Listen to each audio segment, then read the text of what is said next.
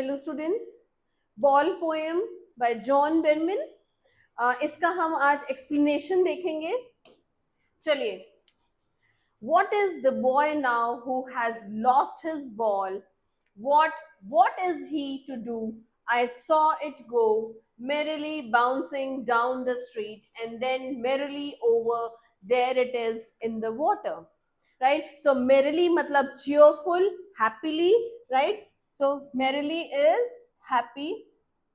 Bouncing मतलब jumping up and down, तो जिस तरीके से बास्केटबॉल बाउंस होती है इसी तरीके से वो बाउंस होती हुई बॉल नीचे स्ट्रीट पे जा रही है। चलिए, the poet is talking about a boy who has lost his ball. एक उस बॉय के बारे में बात कर रहे हैं जो छोटा बच्चा है और उसकी बॉल उससे लूज हो गई है, खो गई है। He wants to know about him and his reaction. Author उसके बारे में जानना चाहते हैं कि अब इसका रिएक्शन कैसा होगा। वो उसको मनाने या कंसोल करने नहीं जा रहे हैं, rather he wants to observe that child कि इसका रिएक्शन क्या होगा अब, बिकॉज उसकी बॉल खो गई है, उससे लूज हो गई है। Further he asked to himself that what this boy will do after losing his ball। अब वो खुद पूछ रहा है कि बच्चा क्या करेगा, अब इसकी बॉल तो इसके पास से चली गई, वो इसके से दूर चली गई है, उससे खो गई है, मतलब अब वो उसके उसके अपने ओनरशिप में नहीं है, तो अब ये बच्चा क्या करेगा। The poet has seen the ball going away from the boy। Poet देख रहे थे कि बच्चा बॉल से खेल रहा है और अचानक उससे बॉल लूज होके वो नीचे स्ट्रीट पे चली जाती है। He knows that। He says that the ball was cheerfully jumping up and down in the street। Ball cheerfully खुशी खुशी up and down jump होती हुई, bounce होती हुई street से नीचे चली जाती है। This means that when the ball skipped from the boy's hand, जब उसके hand से वो ball निकली, it went into the street, वो नीचे गली की तरफ चली गई, and later on it fell into the nearby river। और बस उसके बाद लास्ट में वो पास में एक नदी है, वहां पे जाके गिर गई। No use to say oh there are other balls. ये कहने का फायदा ही नहीं है कि अरे और बॉल्स हैं, आपको हम और दिला देंगे, ऐसा। And ultimate shaking grief fixes the boy. Grief का मतलब है सॉरो, यानी कि दुख, sadness, right. And he stands rigid, trembling, staring down। Trembling matlab shaking, right? All his young days into the harbor। Harbor matlab port या dock, कोई जगह जो होती है, where his ball went। I would not intrude on him। Intrude का मतलब है invade, यानी कि बीच में पड़ना। मैं इसके बॉय और उसकी बॉल जो उसका लॉस हुआ है उनके बीच में नहीं पड़ूंगा। A dime another ball. Dime means 10 cents की, ये लो 10 रुपए में और बॉल आ जाएगी, या 10 सेंट्स ले लो और बॉल आ जाएगी। इज वर्थलेस, इसका कोई फायदा नहीं है, यूजलेस है ये statement. Now he senses first responsibility. क्या मतलब है? The poet says that there is no benefit of consoling the boy by saying that he will get another ball. वो उसको कंसोल ही नहीं कर रहे हैं, वो कह रहे हैं इस कहने का फायदा ही नहीं है कि तुम्हारी बॉल खो गई, कोई बात नहीं और मिल जाएगी, because he has other balls too, क्योंकि उसके पास और बहुत बॉल्स हैं। He says so because the boy is feeling sad।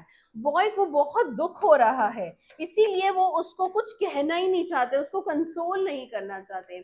He is completely surrounded by the sorrow। बच्चा पूरी तरह से दुखी है।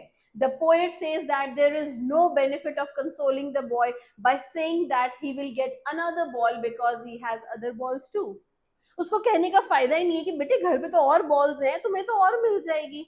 He says so because the boy is feeling very sad।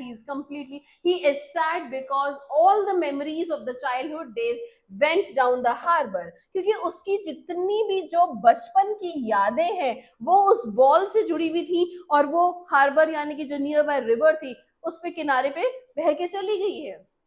Here, the poet says that the boy is very sad as the ball which has now gone into the water reminds him of those sweet memories। और ball तो है, लेकिन इसके साथ जो मेरी बचपन की स्वीट मेमोरीज जुड़ी हुई थी वो तो वापस नहीं आ सकती हैं, of the times when he owned it। Now this loss is unbearable for him। ये लॉस उसके लिए unbearable है, उससे सहन ही नहीं हो रहा है ये loss, and he is grief stricken। The poet says that he can't even tell the boy to take some money from him in order to buy another ball. वो उसे ये कह ही नहीं पा रहे हैं कि मुझसे कुछ रुपए ले लो और दूसरी और बॉल खरीद लेना.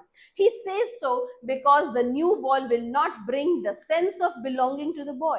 क्योंकि वो जो नई बॉल होगी वो स्वीट मेमोरीज नहीं ला सकती, वो बिलोंगिंगनेस, लव, वो टाइम स्पेंड किया हुआ वापस वो सब नहीं ला सकती है. Right?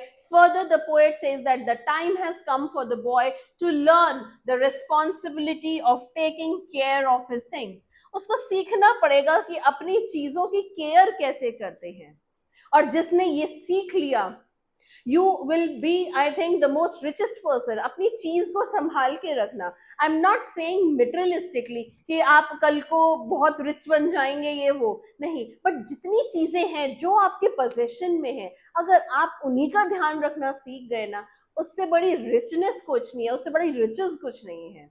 आप अपने रिलेशनशिप्स रखना सीख गए, आप अपने पोजेशंस में जो मटेरियलिस्टिक चीजें हैं उनको संभाल के रखना सीख गए, you are the richest person in this world. और यही बात ऑथर यहाँ पे आपको समझाना चाह रहे हैं, that one has to learn to keep up with his materialistic and non materialistic things. चलिए, the third paragraph. In a world of possessions, possessions मतलब जहां पे आपके पास ओनरशिप है, बहुत सारी चीजें हैं, you own a lot of things. People will take balls will be lost always, little boy, and no one buys a ball back. Money is external, यही बात मैं आपको बोल रही हूँ. Right? He is learning well behind his desperate eyes. Desperate मतलब hopeless. Hopeless eyes, the epistemology of loss. Epistemology क्या होता है? ये एक ग्रीक वर्ड है जिसका मतलब होता है नॉलेज. तो ये जो लॉस के लिए जो नॉलेज है, चीजों को लूज करने का जो नॉलेज है, how to stand up knowing what every man must one day know and most know many days how to stand up. ये सारा उसका पोएम का लर्निंग पार्ट है, लेसन है. क्या है? Here the poet says that the boy has to learn that in this materialistic world many of his belongings will be lost. इस materialistic world में बहुत सारी चीजें हैं जो आपसे खो जाएंगी. He personifies the ball as his belongings. यहाँ पे वो personify कर रहा है बॉल को, यानी कि बॉल को वो एक ह्यूमन एट्रीब्यूट्स के साथ देख रहा है कि आपकी जो चीजें हैं जो आप ओन करते हो वो आपसे खोएंगी रोज. Be it the worldly things, चाहे वो वर्ल्डली थिंग्स हैं या आपके रिलेशनशिप्स हैं. ठीक है, मैं बार बार बोल रही हूँ, पेन, पेंसिल, घड़ी, कार, बाइक, इन सब पे मत जाइए, ये सिर्फ मटेरियलिस्टिक चीजें हैं. लेकिन आपसे आपके ड्यूरिंग योर लाइफ टाइम आपके रिलेशनशिप्स भी खोएंगे. ठीक है, he is in possession of, लेकिन उससे आपको ग्रीफ स्ट्रिकन नहीं होना है.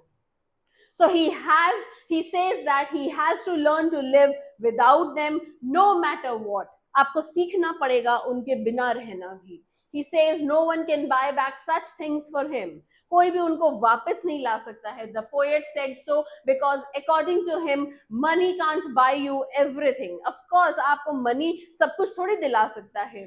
If it does buy you some materialistic things, still it will not be able to buy the sense of belongingness. मान लीजिए पैसे ने आपको कुछ चीज दिला भी दी, ठीक है, आप उस बच्चे को आपने दोबारा वो बॉल दिला भी दी, लेकिन क्या जो वो हैप्पीनेस उसको उस बॉल से मिलती थी, क्या वो जो मेमोरीज थी उसकी उस बॉल से, जो उसने टाइम स्पेंड किया था, जो इतने बचपन के उसने 4-5 साल उस बॉल के साथ लगाए थे, क्या वो हैप्पीनेस उसके साथ नई बॉल से मिल सकती है? कभी भी नहीं मिल सकती. So that is why they say money cannot buy you everything. Money can buy you certain materialistic things, but not the memories, the ownership, the possession, the happiness that is related to that ball. वो नहीं आएगी आपको. Now this means that the boy is trying to learn the real truth of the life. Real truth क्या है? यही है, which states that you have to accept the miseries of life and stand up again. ये miseries है, यही तो कहते हैं ना गुड़ सच्चाइयां हैं हमारी जिंदगी की, और आपको दोबारा खड़ा होना सीखना पड़ेगा. This is the truth which everyone has to learn in his or her life. The harsh truth of standing up against the odd miseries. कुछ challenges टाइम होंगे, लेकिन उसके बाद भी खड़े होके और उतने ही उत्साह से दोबारा से लड़ना उस चीज के लिए, दोबारा से खड़े होना और एक बार और चैलेंज लेना लाइफ में, यही तो हमें सीखना है. That everyone has to bear. मैंने आपको अपनी पिछली वीडियोस में भी बताया था कि हमारे पास चैलेंजेस खत्म नहीं होंगे। आप आज एक चैलेंज निकालिए, उसका सोल्यूशन निकालिए, कल को दूसरा चैलेंज आ जाएगा, बट हमें उनको सॉल्व करते करते करते करते आगे बढ़ना है, राइट? अपने मॉम डैड से पूछिएगा, क्या उनके चैलेंजेस खत्म हो गए? जब वो हमारी उम्र के थे, आपकी उम्र के थे, तब से लेके आज तक रोज कोई ना कोई चैलेंजेस होते हैं, फाइट करते हैं और आगे बढ़ते हैं।